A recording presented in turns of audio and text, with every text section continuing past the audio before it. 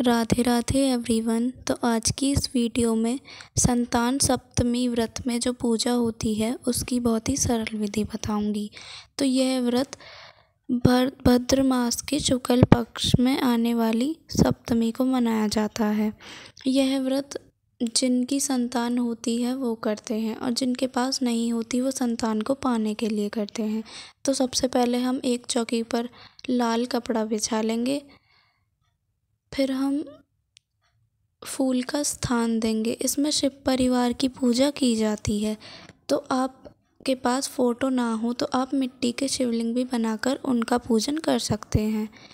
मिट्टी के शिवलिंग बनेंगे और एक गणेश जी और पार्वती जी बनेंगी। फिर इसमें दिए की स्थापना भी होती है, उसको स्थान दे देंगे। फिर हम अपना दीपक जलाकर पूजा को आरंभ करेंगे। पहले हमें दीपक जला लेना है, उसके बाद हमें पूजा को शुरू करना है। तो सबसे पहले हम शिव जी को स्नान कराएंगे। शिव जी का स्नान 3 बार होगा, एक बार जल से, एक बार पंचामृत से और फिर एक और बार जल से।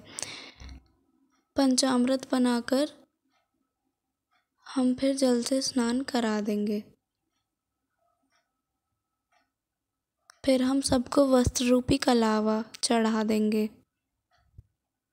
और यह व्रत माताएं अपनी संतान की लंबी उम्र और उनके भविष्य के लिए करती हैं। सबको चढ़ा देंगे। शिव जी की फ़ोटो पर जनेऊ चढ़ा देंगे। जनेऊ ना हो तो आप कलावे के बनाकर भी चढ़ा सकते हैं। फिर सिंदूर से सबको टीका कर देंगे।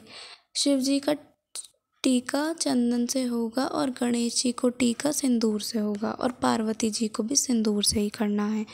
ये ध्यान रखें कि शिव जी को सिंदूर से टीका ना करें, चंदन से करें। और इस पूजा में दिए का भी पूजन होता है। फिर इसके बाद हम सबको अक्षत चढ़ा देंगे।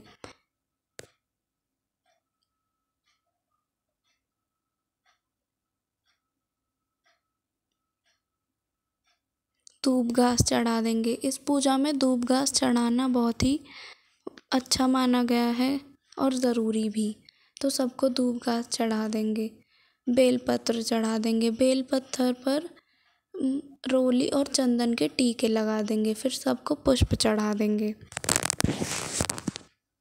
दक्षिणा चढ़ा देंगे। दक्षिणा आप अपने अकॉर्डिंग चढ़ा सकते हैं कि आपको कितनी। दक्षिणा इस पूजा में जो भी कमी रह जाती है उसको पूर्ण करती है। फिर हम पार्वती जी को श्रृंगार का सामान चढ़ा देंगे। ये आपके ऊपर है कि आप कितनी चीज़ें चढ़ाएं। 5 भी चढ़ा सकते हैं, 7 भी और 11 भी। फिर इस पूजा में एक डोरा बनाया जाता है कलावे का, जिसमें 7 गांठ लगाई जाती हैं, उसका भी पूजन होता है। और इस पूजा में 14 मीठी पूड़ी बनाई जाती हैं। 7 तो पार्वती पूजा में चढ़ाकर किसी को दान कर देते हैं और जो 7 पूड़ी होती हैं वो प्रसाद के रूप में खा लेनी है। फिर हम फल का भोग लगा देंगे और फिर कथा पढ़ेंगे। जो हम कथा पढ़ेंगे उसमें फूल और अक्षत लेने ने हाथ में, फिर वो अक्षत और फूल चढ़ा देने हैं। फिर सबको धूप और दीप दिखा देंगे, अच्छे से आरती करेंगे। फिर हम प्रार्थना करेंगे कि अगर हमसे इस पूजा में कोई भूल हो गई हो तो उसे माफ़ करें। फिर ये जो हमने जल का लोटा रखा था, इससे हम सूरज को अर्घ्य देंगे। और ये जो हमने डोरा बनाया था, ये महिलाओं को अपने सीधे हाथ में बांध लेना है। तो इस पूजा में यही था। बहुत ही सरल विधि थी। मिलते हैं अगले वीडियो में। Thanks for watching. Radhe Radhe.